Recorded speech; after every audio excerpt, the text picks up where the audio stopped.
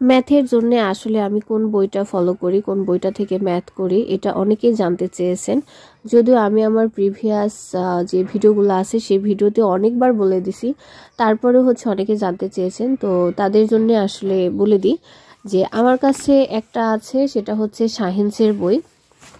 আর ম্যাথের জন্য যদি আমি কাউকে জিজ্ঞেস করি কোন বইটা ভালো হবে, সবাই কিন্তু একটা জিনিসই সাজেস্ট করে, সেটা হচ্ছে খায়রুলসের। তো আমার কাছে মনে হয় যে আপনার নিজের কাছে যে বইটা আছে ওই বইটা আগে শেষ করেন, দেন হচ্ছে আপনি অন্য বইটা ফলো করলেও করতে পারেন।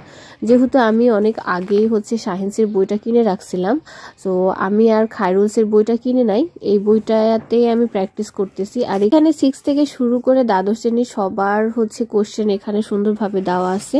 সো যেহেতু আমার কাছে এই বইটা আছে, এই জন্য আমি এই বইটাই ফলো করি। আমি হচ্ছে যদি কখনো এই বইটা আমি ফুলফিল একদম মুখ ঠুটস্থ করে ফেলতে পারি, দেন আমি হয়তো অন্য বই কিনবো।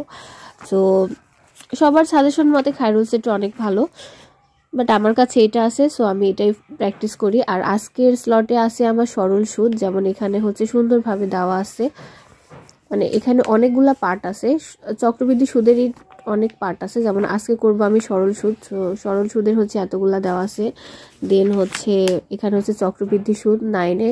সো এইভাবে আসলে আলাদা আলাদা করে পার্ট পার্ট করে দেওয়া আছে। সো আমি বলবো যে বই আসলে সবটাই ভালো, যদি আপনি হচ্ছে একটা বই ঠিকভাবে পড়তে পারেন, দেন আপনি আরও 3-4টা বই হচ্ছে শেষ করেন, কোনো সমস্যা নাই।